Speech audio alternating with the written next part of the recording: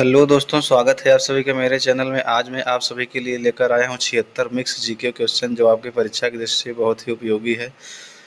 तो आप वीडियो को लास्ट तक देखिएगा। तो चलिए शुरू करते हैं। हमारा पहला सवाल है, प्रथम भक्ति आंदोलन का आयोजन किसने किया था? तो दोस्तों, प्रथम भक्ति आंदोलन का आयोजन किसने किया था?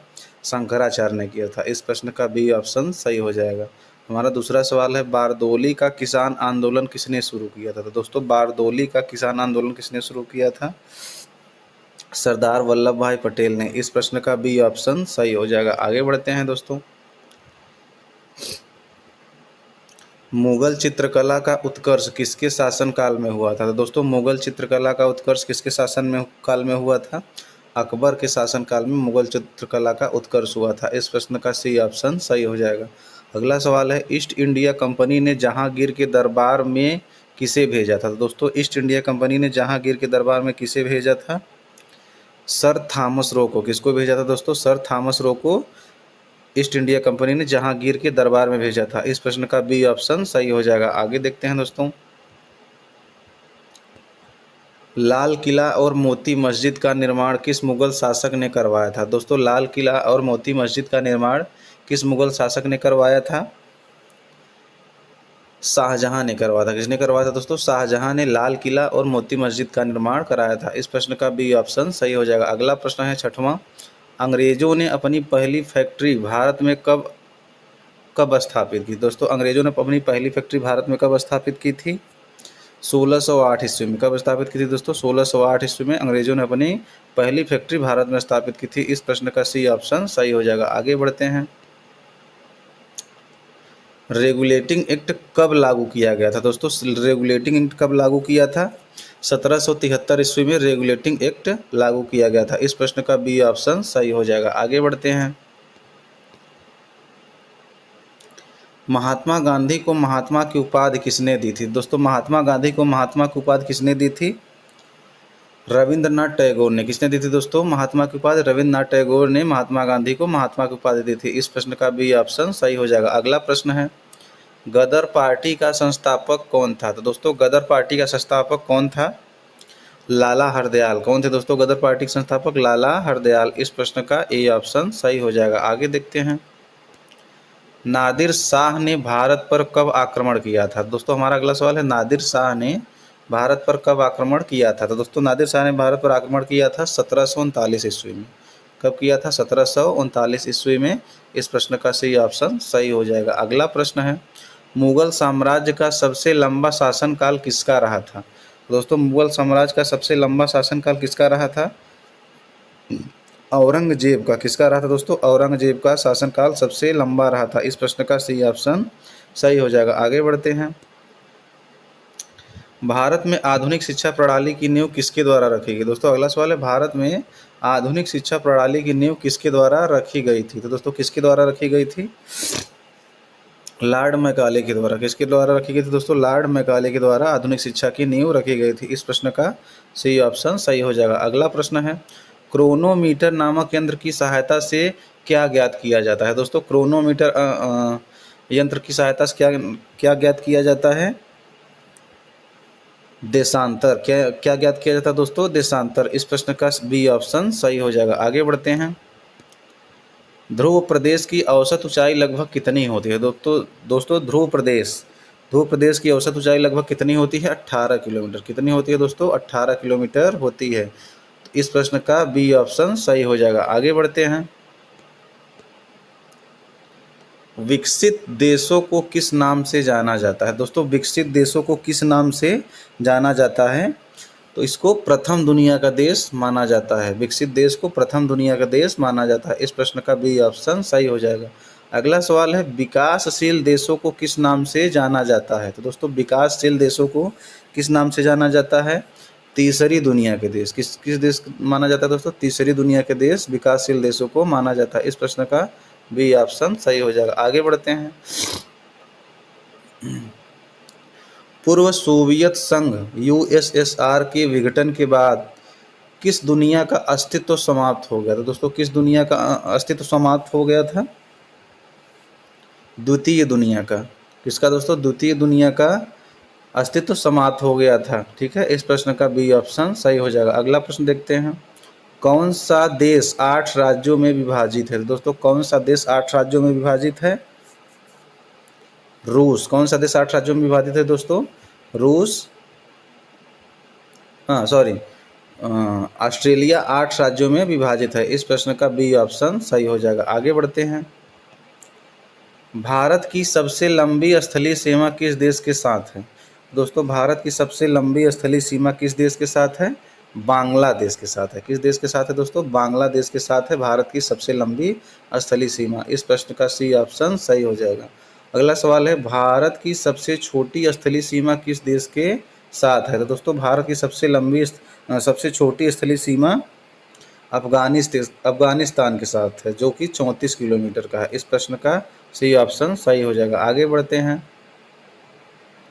समुद्र के रास्ते भारत का सबसे निकटतम पड़ोसी देश कौन सा है? दोस्तों समुद्र के रास्ते भारत का सबसे निकटतम पड़ोसी देश कौन सा है? श्रीलंका। कौन सा है दोस्तों? श्रीलंका। इस प्रश्न का सी ऑप्शन सही हो जाएगा। आगे बढ़ते हैं दोस्तों, वीडियो में लास्ट तक बने रहिए क्योंकि ये बहुत ही महत्वपूर्ण सवाल है। आगे देखते हैं, हमारा हिमालय पर्वत की औसत ऊंचाई लगभग कितनी है? तो दोस्तों हिमालय पर्वत की औसत ऊंचाई लगभग कितनी है? 6100 मीटर। कितनी है दोस्तों? 6100 मीटर है हिमालय पर्वत की औसत ऊंचाई। इस प्रश्न का बी ऑप्शन सही हो जाएगा। आगे बढ़ते हैं, समानता का अधिकार भारतीय संविधान के किस अनुच्छेद में दिया गया है? तो दोस्तों समानता का अधिकार भारतीय संविधान के अनुच्छेद 14 में दिया गया। किस अनुच्छेद में दिया गया है दोस्तों समानता का अधिकार? अनुच्छेद 14 में। इस प्रश्न का बी ऑप्शन सही हो जाएगा। आगे बढ़ते हैं, मौलिक अधिकारों का विकास सर्वप्रथम किस देश में हुआ था? तो दोस्तों मौलिक अधिकारों का विकास सर्वप्रथम किस देश में हुआ था? ब्रिटेन में हुआ था। किस देश में दोस्तों? ब्रिटेन में हुआ था मौलिक अधिकारों का विकास। इस प्रश्न का बी ऑप्शन सही हो जाएगा। अगला प्रश्न है, भारतीय संविधान में मौलिक अधिकार किन अनुच्छेदों के अंतर्गत दिए गए हैं? दोस्तों मौलिक अधिकार किन अनुच्छेद के अंतर्गत दिए गए हैं?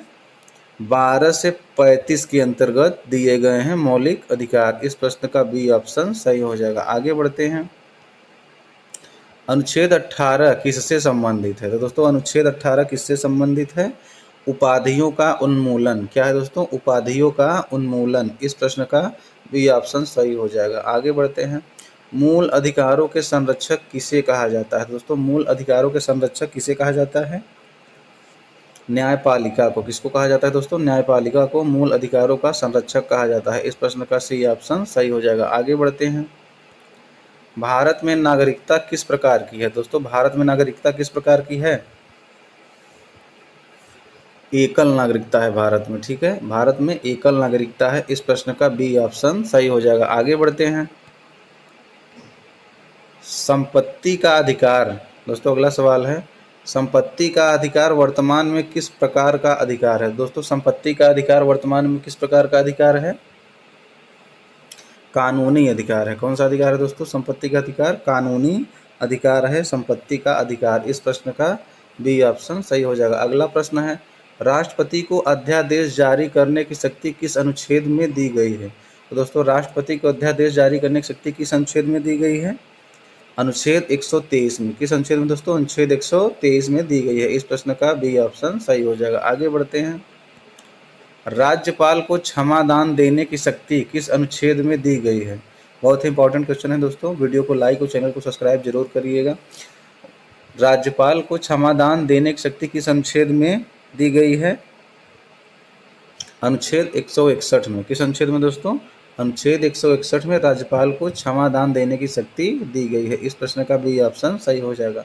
अगला प्रश्न है, राष्ट्रपति को क्षमादान, वही सवाल है दोस्तों, ये इसका भी 161 हो जाएगा। आगे देखते हैं, संविधान संशोधन की प्रक्रिया किस अनुच्छेद में वर्णित है? दोस्तों संविधान संशोधन की प्रक्रिया किस अनुच्छेद में वर्णित है?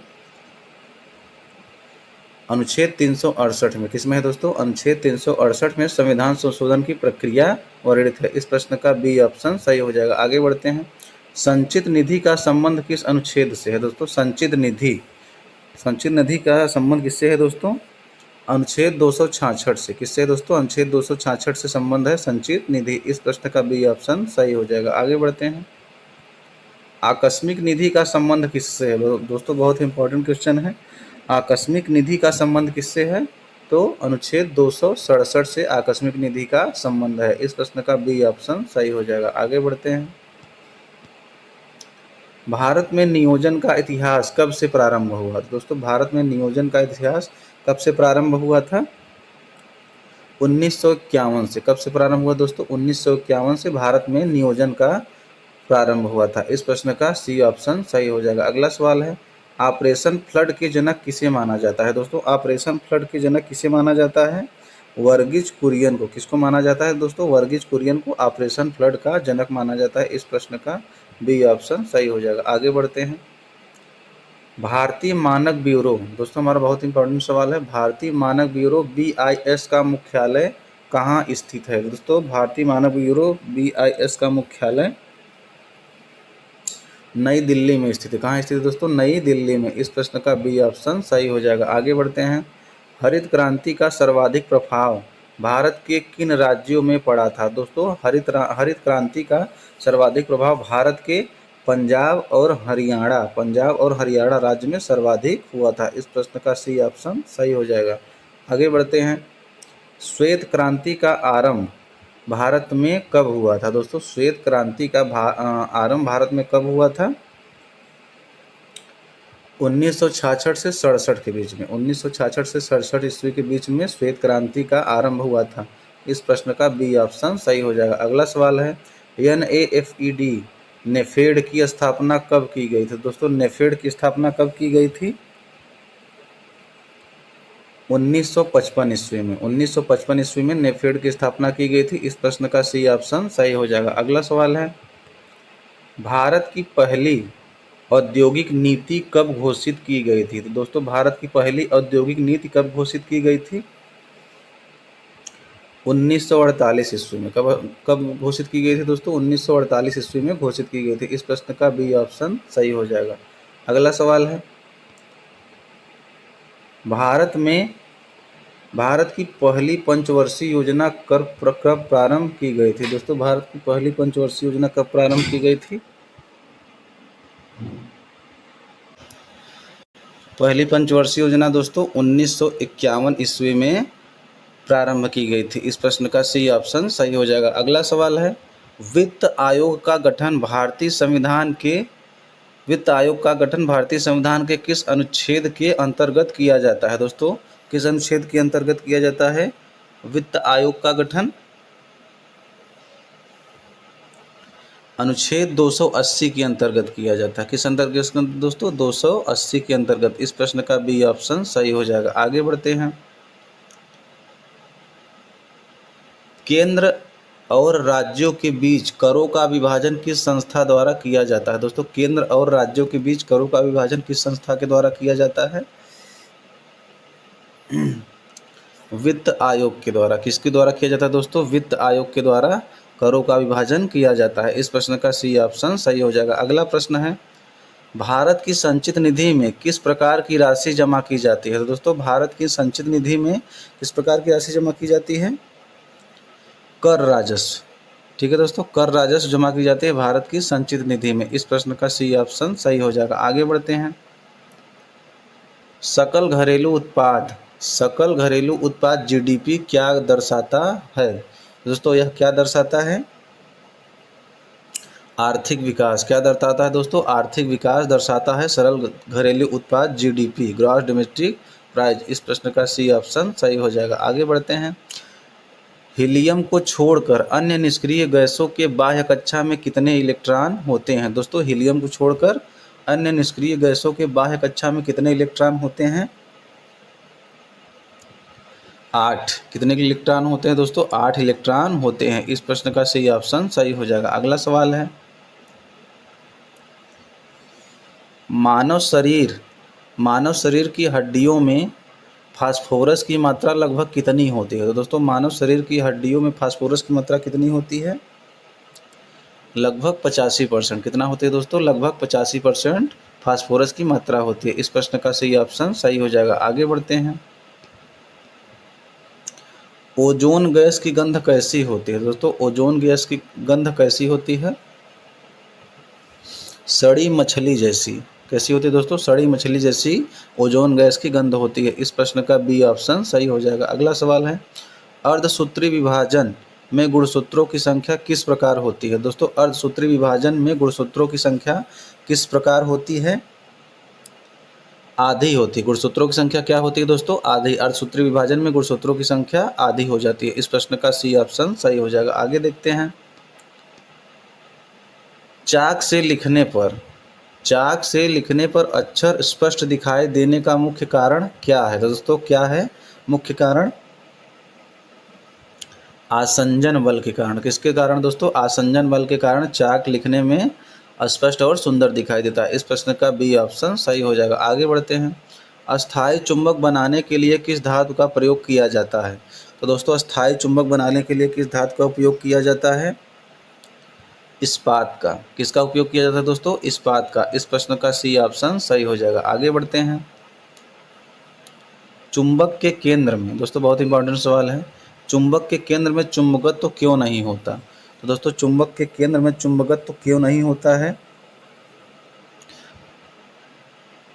वहाँ शून्य चुंबकत्व होता है। क्यों होता है दोस्तों? वहाँ चुंबकत्व नहीं होता है, सिर्फ किनारे किनारे चुंबकत्व होता है। इस प्रश्न का सी ऑप्शन सही हो जाएगा। आगे बढ़ते हैं, विकिरण के कारण किस प्रकार की रात अधिक गर्म होती है? तो दोस्तों विकिरण के कारण किस प्रकार की रात अधिक गर्म होती है? साफ निर्मल रात में। ठीक है दोस्तों, साफ निर्मल रात में रात अधिक गर्म होती है। इस प्रश्न का बी ऑप्शन सही हो जाएगा।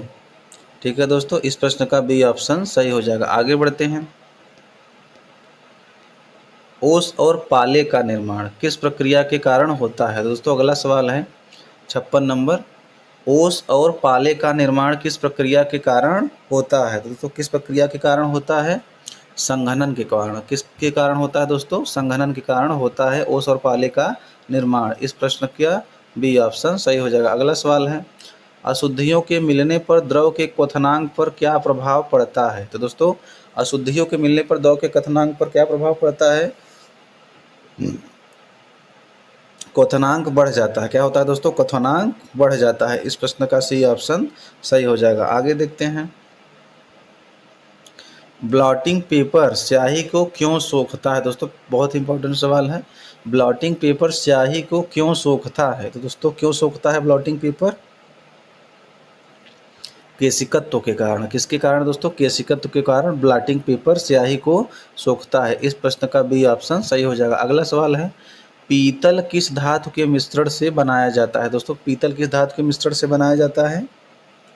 तांबा और जस्ता के। किसके दोस्तों? तांबा और जस्ता के मिश्रण से बनाया जाता है पीतल। इस प्रश्न का बी ऑप्शन सही हो जाएगा। आगे बढ़ते हैं, सपनों का अध्ययन किस विज्ञान की शाखा के अंतर्गत किया जाता है? तो दोस्तों 60 नंबर सवाल है, सपनों का अध्ययन किस किस विज्ञान की शाखा के अंतर्गत किया जाता है? और ओनिरोलॉजी। किसके अध्ययन में किया जाता है दोस्तों? ओनिरोलॉजी के अध्ययन में किया था। इस प्रश्न का बी ऑप्शन सही हो जाएगा। अगला सवाल है, इंटरपोल का मुख्यालय कहाँ स्थित है? दोस्तों इंटरपोल का मुख्यालय कहाँ स्थित है? फ्रांस में, फ्रांस के लियों में। कहाँ है दोस्तों? फ्रांस के लियों शहर में स्थित है इंटरपोल का मुख्यालय। इस प्रश्न का बी ऑप्शन सही हो जाएगा। आगे बढ़ते हैं, मार्टिना हिंगिस किस खेल से संबंधित है? तो दोस्तों मार्टिना हिंगिस किस खेल से संबंधित है? टेनिस से। किस खेल से संबंधित है मार्टिना हिंगिस? टेनिस से। इस प्रश्न का सी ऑप्शन सही हो जाएगा। आगे बढ़ते हैं, विश्व स्वास्थ्य संगठन, दोस्तों बहुत इंपॉर्टेंट सवाल है 63 नंबर, विश्व स्वास्थ्य संगठन WHO की पहली महिला अध्यक्ष कौन थी? दोस्तों पहली महिला अध्यक्ष कौन थी? राजकुमारी अमृता कौर। ये भारतीय थी दोस्तों, राजकुमारी अमृता कौर विश्व स्वास्थ्य संगठन की पहली महिला अध्यक्ष थी। इस प्रश्न का बी ऑप्शन सही हो जाएगा। अगला सवाल है, we the people of India पुस्तक के लेखक कौन है? तो दोस्तों we the people of India पुस्तक के लेखक कौन है? नानी पालखीवाला। कौन है दोस्तों? नानी पालखीवाला। इस प्रश्न का सी ऑप्शन सही हो जाएगा। आगे बढ़ते हैं, भारत भारती के लेखक कौन है? दोस्तों बहुत इंपॉर्टेंट सवाल है, भारत भारती के लेखक कौन है? दोस्तों भारत भारती के लेखक मैथिली शरण गुप्त जी हैं। इस प्रश्न का बी ऑप्शन सही हो जाएगा। अगला सवाल है, बूडापेस्ट शहर किस नदी के किनारे स्थित है? तो दोस्तों बूडापेस्ट शहर किस नदी के किनारे स्थित है? डेन्यूब नदी के किनारे स्थित है बूडापेस्ट शहर। इस प्रश्न का बी ऑप्शन सही हो जाएगा। आगे बढ़ते हैं। डेविस कप किस खेल से संबंधित है? तो दोस्तों डेविस कप किस खेल से संबंधित है? टेनिस से संबंधित है डेविस कप। इस प्रश्न का सी ऑप्शन सही हो जाएगा। अगला सवाल है, नोबेल पुरस्कार किन क्षेत्र में प्रदान किया जाता है? दोस्तों नोबेल क्षेत्र किस क्षेत्र में प्रदान किया जाता है? विभिन्न क्षेत्रों में प्रदान किया जाता है। ठीक है, खेल में भी, राजनीति में भी, शिक्षा में भी, राजनीति, ठीक है, विभिन्न क्षेत्रों में। इस प्रश्न का सी ऑप्शन सही हो जाएगा। आगे बढ़ते हैं। मलयालम भाषा भारत के किस राज्य में बोली जाती है? दोस्तों मलयालम भाषा भारत के किस राज्य में बोली जाती है? केरल राज्य में बोली जाती है। किस राज्य में दोस्तों? केरल राज्य में मलयालम भाषा बोली जाती है। इस प्रश्न का सी ऑप्शन सही हो जाएगा। आगे बढ़ते हैं। आकार योजना किस क्षेत्र से संबंधित है? तो दोस्तों आकार योजना किस क्षेत्र से संबंधित है? कराधान से। ठीक है दोस्तों, कर से संबंधित है आकार योजना। इस प्रश्न का सी ऑप्शन सही हो जाएगा। अगला सवाल है, तेंदुलकर किस खेल से संबंधित है? तो दोस्तों सचिन तेंदुलकर किस खेल से संबंधित है? क्रिकेट से संबंधित है सचिन तेंदुलकर। इस प्रश्न का सी ऑप्शन सही हो जाएगा। आगे बढ़ते हैं। Child is father of man, यह प्रसिद्ध कथन किसका है? Child is father of man, यह प्रसिद्ध कथन किसका है? दोस्तों यह कथन है वर्ड्सवर्थ का। किसका कथन है दोस्तों? वर्ड्सवर्थ का कथन है child is father of man. इस प्रश्न का बी ऑप्शन सही हो जाएगा। अगला सवाल है, भारत के प्रथम वायसराय कौन थे? दोस्तों भारत के प्रथम वायसराय कौन थे? Lord Canning. कौन थे दोस्तों? लॉर्ड कैनिंग भारत के प्रथम वायसराय थे। इस प्रश्न का बी ऑप्शन सही हो जाएगा। आगे बढ़ते हैं। अयोध्या भारत के किस राज्य में स्थित है? तो दोस्तों अयोध्या भारत के किस राज्य में स्थित है? उत्तर प्रदेश राज्य में स्थित है अयोध्या। इस प्रश्न का सी ऑप्शन सही हो जाएगा। अगला सवाल है, गॉड ऑफ स्मॉल थिंग उपन्यास की लेखिका कौन है? तो दोस्तों गॉड ऑफ स्मॉल थिंग उपन्यास की लेखिका कौन है? अरुंधति राय। कौन है दोस्तों? अरुंधति राय गॉड ऑफ स्मॉल थिंग की लेखिका है। इस प्रश्न का बी ऑप्शन सही हो जाएगा। आगे बढ़ते हैं और लास्ट सवाल देखते हैं अपना, ज्ञानपीठ पुरस्कार किस क्षेत्र में दिया जाता है? दोस्तों ज्ञानपीठ पुरस्कार किस क्षेत्र में दिया जाता है? साहित्य के क्षेत्र में ज्ञानपीठ पुरस्कार दिया जाता है। इस प्रश्न का सी ऑप्शन सही हो जाएगा। ठीक है दोस्तों, इसी के साथ हमारे सभी प्रश्न समाप्त होते हैं। अगर ये सभी प्रश्न आपको अच्छे लगे हों तो वीडियो को लाइक और चैनल को सब्सक्राइब जरूर करें। ठीक है।